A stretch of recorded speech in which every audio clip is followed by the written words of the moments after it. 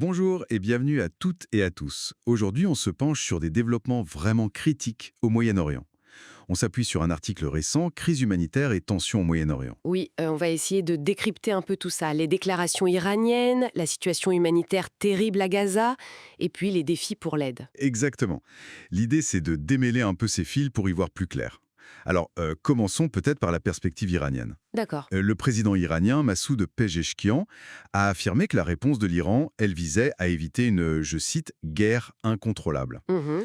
Et il accuse assez durement les États-Unis et Israël de violations graves des normes internationaux et même d'atteinte au régime de non-prolifération nucléaire. Oui, et ça c'est un point clé. L'Iran qui remet en question son adhésion au traité de non-prolifération, le TNP, Ils ont même suspendu la coopération avec l'AIEA, c'est bien ça, l'agence de l'ONU. c'est ça.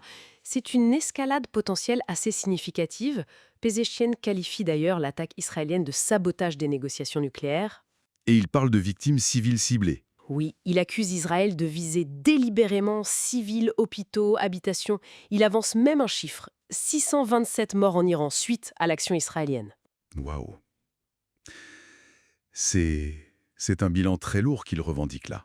Tout à fait. Et au-delà des chiffres, cette rhétorique sur le TNP, c'est un levier de pression énorme dans ce jeu diplomatique très tendu. D'accord. Et pendant ce temps à Gaza, la situation humanitaire, elle, atteint vraiment un point critique. Ah oui, là c'est dramatique. L'OMS a réussi une livraison. Une petite livraison de sang et de plasma, la première depuis début mars. Une première depuis longtemps donc, mais c'est une goutte d'eau j'imagine. Ben oui, parce que l'OSHA, le bureau humanitaire de l'ONU, tire vraiment la sonnette d'alarme. Qu'est-ce qu'ils disent exactement? Ils disent que toute la population de Gaza fait face à une insécurité alimentaire aiguë.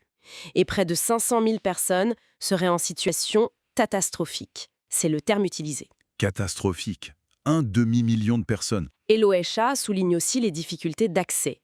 Sur 17 tentatives récentes pour coordonner des mouvements humanitaires, 6 ont été refusées par les autorités israéliennes. 6 refus sur 17, ça montre bien le blocage. Et les conséquences, elles sont là, terribles. Le ministère palestinien de la Santé rapporte la mort de 2 enfants de plus à cause de la malnutrition. Encore? Ça porte le total à combien maintenant? 66. 66 enfants morts de faim. Et parmi les dernières victimes, un bébé de 3 mois. C'est insoutenable. Et l'aide qui arrive, elle a du mal à être distribuée, c'est ça? Exactement. C'est là que ça devient encore plus compliqué. On a Kogat, l'agence israélienne, qui dit que 150 camions sont passés mercredi. Ok, 150 camions. Mais selon un responsable israélien anonyme cité dans l'article jeudi, seule une organisation privée, l'AGHF, GHF. oui, qualifiée de controversée dans l'article, sans plus de détails d'ailleurs, seule cette GHF aurait été autorisée à distribuer de l'aide alimentaire ce jour-là. C'est étrange, non? Une seule organisation privée? Oui, et en même temps, Netanyahou accuse le Hamas de détourner l'aide dans le nord et demande un plan militaire pour empêcher ça. Donc, accusation de détournement d'un côté, restriction d'accès de l'autre. Comment l'aide peut arriver à ceux qui en ont besoin? C'est toute la question. Et ce manque, ce désespoir, ça crée d'autres problèmes.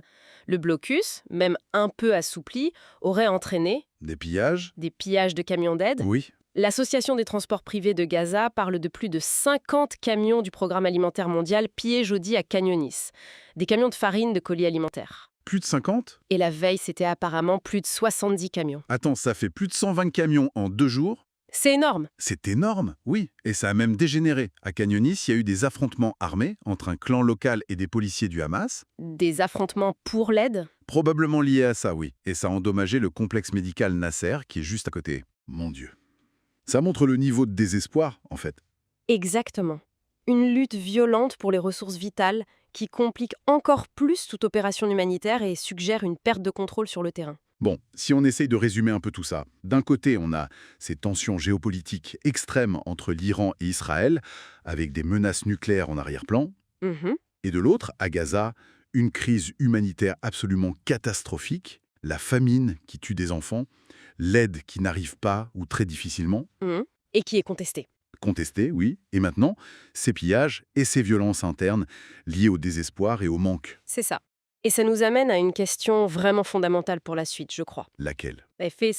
Tout ça, les accusations de détournement, les restrictions d'accès que l'ONU documente, et cette violence qui naît du manque absolu. Comment peut-on vraiment évaluer les responsabilités dans l'aggravation de cette crise Et surtout, est-ce qu'il existe encore des solutions pour briser ce cycle infernal sur le terrain?